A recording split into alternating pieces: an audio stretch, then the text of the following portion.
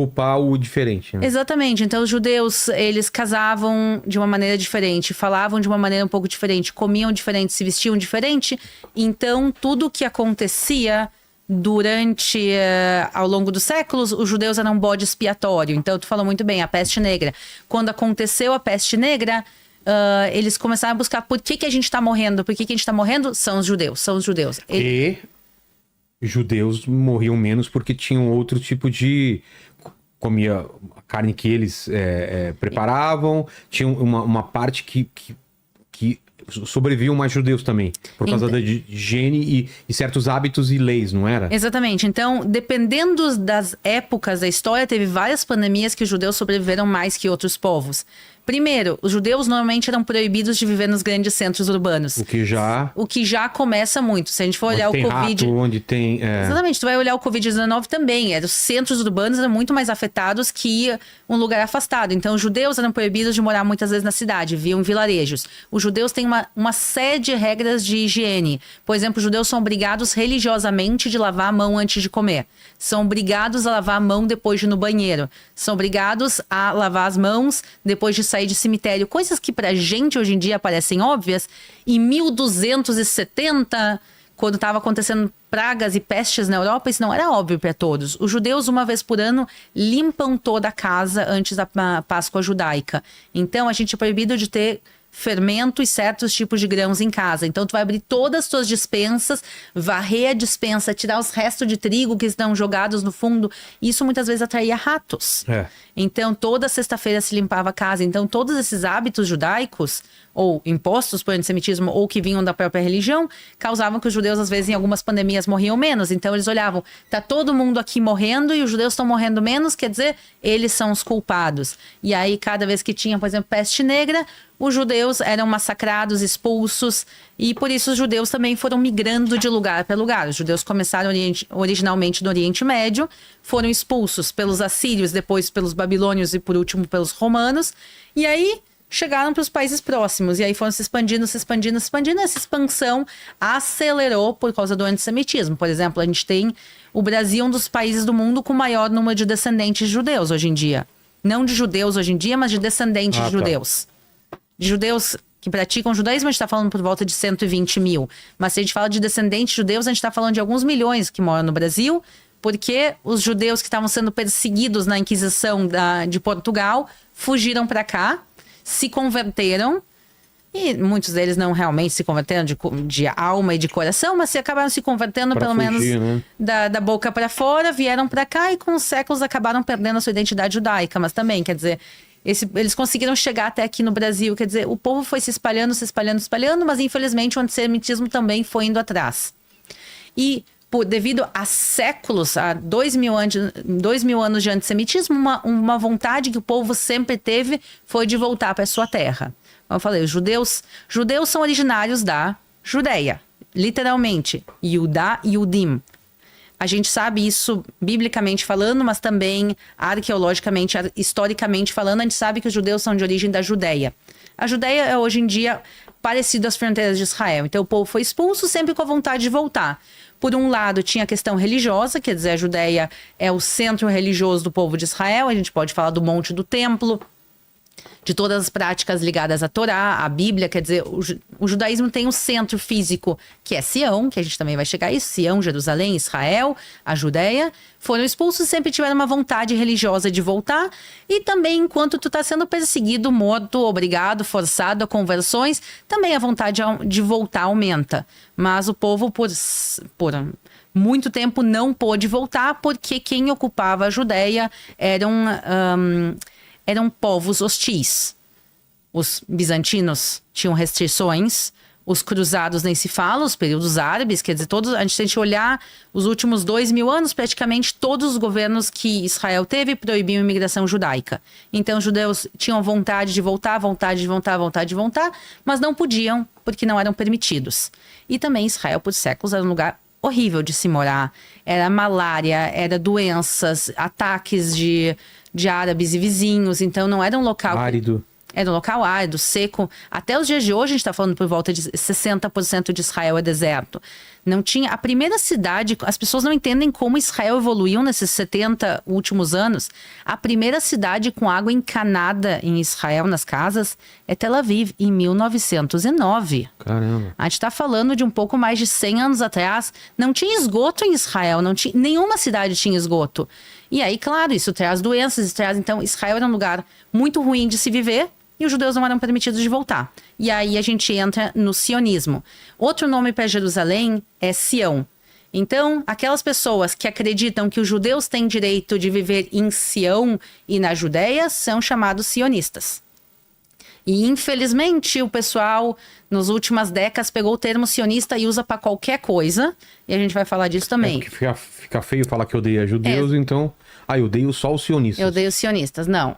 Sionismo é simplesmente a ideia que acredita que os judeus têm direito de viver em Sião. É isso, ponto. Isso não quer dizer que só os judeus têm direito de viver nessa terra. Isso não quer dizer que tem que ser um Estado judaico. Não, isso quer dizer que os judeus têm direito de voltar à sua terra. Isso é uma teoria que faz todo sentido. Quer dizer, a autoafirmação dos povos é uma coisa muito natural. Como a gente vê ao redor do mundo, os franceses têm a França, os ingleses têm a Inglaterra, a gente está vendo que os judeus querem de volta a Judéia e conseguiram de volta a Judéia. Então, o sionismo é simplesmente acreditar que os judeus têm direito a viver em Sião. E tem grandes líderes sionistas que ajudaram a transformar esse sonho, que parecia impossível em realidade. Um deles chamava Theodor Herzl, a gente chama o fundador do sionismo político, porque ele pega uma ideia que era uma utopia religiosa, que os judeus todos os dias oram na direção de Jerusalém. Nos principais feriados judaicos do ano se diz Lashana Haba Yerushalayim. No ano que vem estejamos em Jerusalém. E Theodor Herzl, a gente está falando aí do final do século XIX, quer dizer, final de 1800. Ele chega e diz, galera, isso aqui não é só um sonho, a gente pode fazer isso. E ele, então, transforma o sionismo no movimento que a gente conhece, agora o sionismo moderno, o sionismo político, e ele escreve alguns livros. Um deles se chama Old Neuland, que é traduzido como Tel Aviv, por hebraico. Aí o nome da cidade vem por causa do livro, porque 60 famílias leram o livro, se inspiraram e decidiram fundar a cidade. É uma história que eu adoro. Literalmente, Tel Aviv não existia. Em 1909, eles literalmente pegaram do nada e decidiram fundar a cidade. E ele escreveu outro livro que normalmente é traduzido para o português como Estado Judeu. Apesar de a tradução estar um pouco ruim para o português. E ele fala da coexistência com os povos vizinhos. Ele não fala assim, vamos criar um Estado Judeus e expulsar todos. Não, tem árabes vivendo na terra, eles podem viver com a gente pode ter o Estado de árabes e judeus juntos. E ele cria essa ideia e aí se cria o sionismo.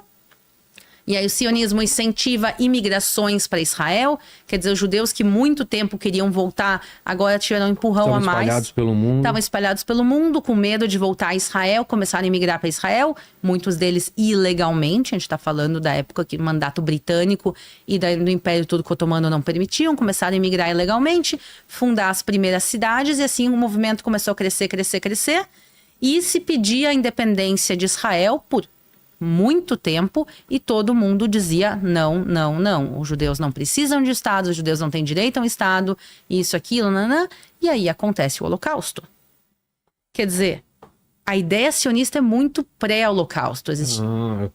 Muita gente diz, Israel se criou por causa do Holocausto, e a realidade é, Israel se criou apesar do Holocausto.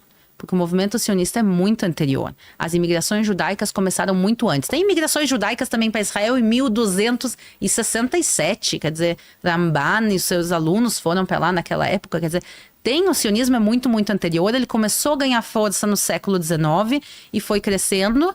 E, infelizmente, aconteceu o Holocausto.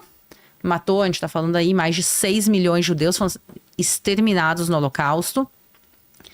E aí o mundo todo olhou e disse, opa, pois é, os judeus tinham razão, os judeus têm direito a um Estado e precisam de um Estado próprio.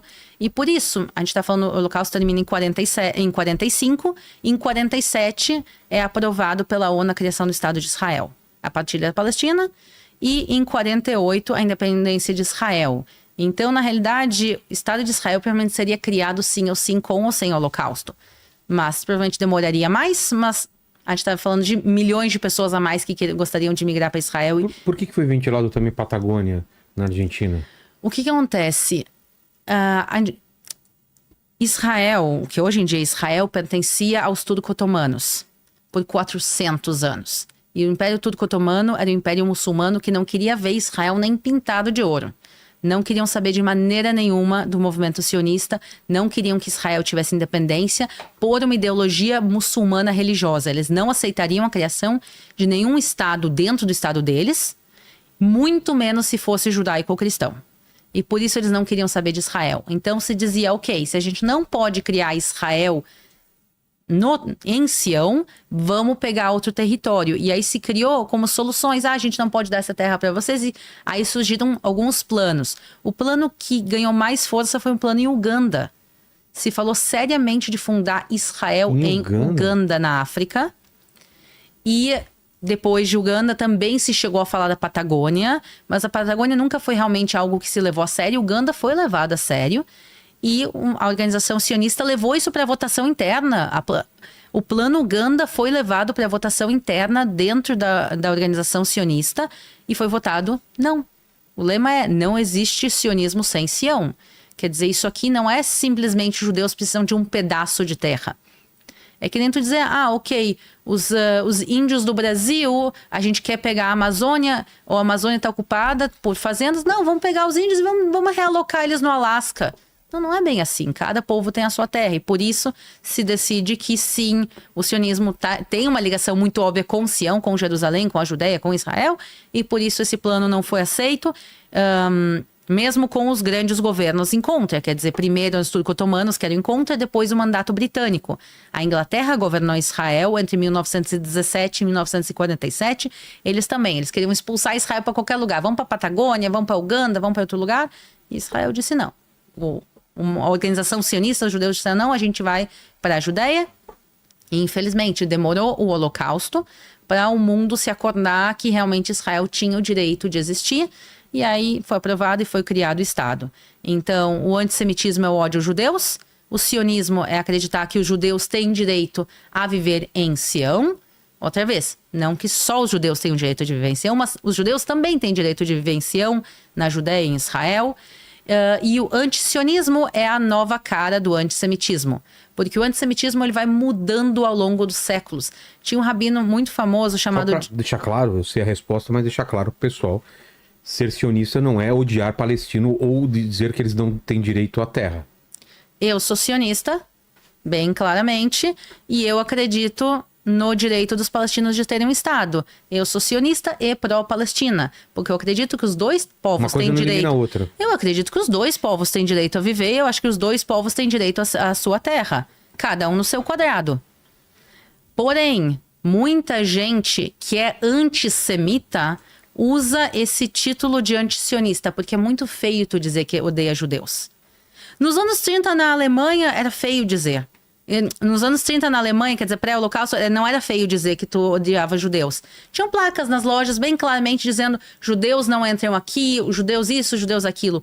Hoje em dia, se tu botar uma placa na entrada do teu restaurante e dizer judeus não são bem-vindos, vira um escândalo. Mas teve político brasileiro sugerindo isso aqui, você soube, né? Pois é. De não comprar coisas de judeus.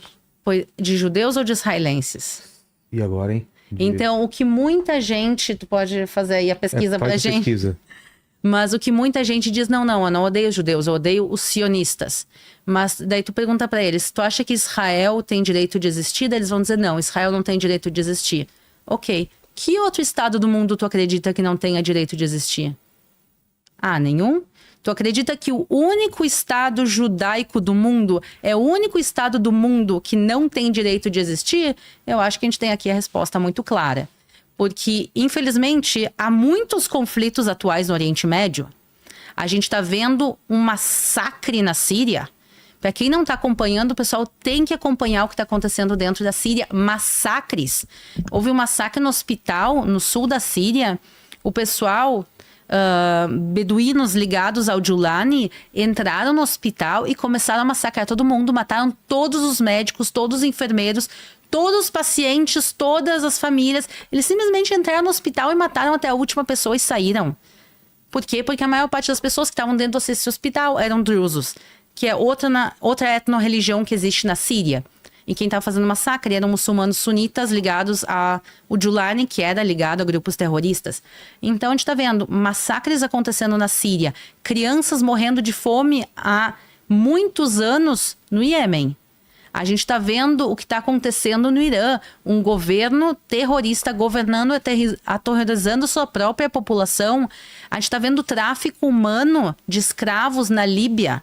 A gente está vendo tanta coisa terrível no Oriente Médio, mas para quem não tem uma lágrima para chorar para as crianças do Iêmen, mas enche a boca para falar mal de Israel, eu acho que a pessoa ou está mal intencionada e tem uma raiz antissemita dentro dela, ou ela é mal informada. Porque não é possível que o único conflito que se fale dessa maneira é Israel. E me dói ver, porque eu moro lá, eu sei qual é a realidade, eu trabalho dentro de Israel, mas eu também trabalho dentro da autoridade palestina. Eu levo o trabalho para a autoridade palestina e é parte do que eu faço. Quando eu levo os grupos para Israel, eu levo eles para Israel e para a autoridade palestina. Que é Belém? Belém e Jericó, principalmente, são as duas cidades que a gente vai. E a gente faz questão de levar os grupos para almoçar em restaurantes lá, que são de palestinos. Quando eu entro em Belém, eu faço questão de pegar um guia cristão de Belém e eu deixo ele guiar a tarde o meu grupo. Eu não preciso dar trabalho para ele, eu poderia guiar sozinha, mas eu faço questão de trazer mais uma pessoa para minha equipe que seja local para dizer, olha, eu tô entrando aqui, eu quero dar trabalho para vocês. Eu deixo eles fazerem compras lá para apoiarem a economia local. Então, quando essas pessoas enchem a boca para falar mal de Israel e apoiar a Palestina, eu quero saber o que eles estão fazendo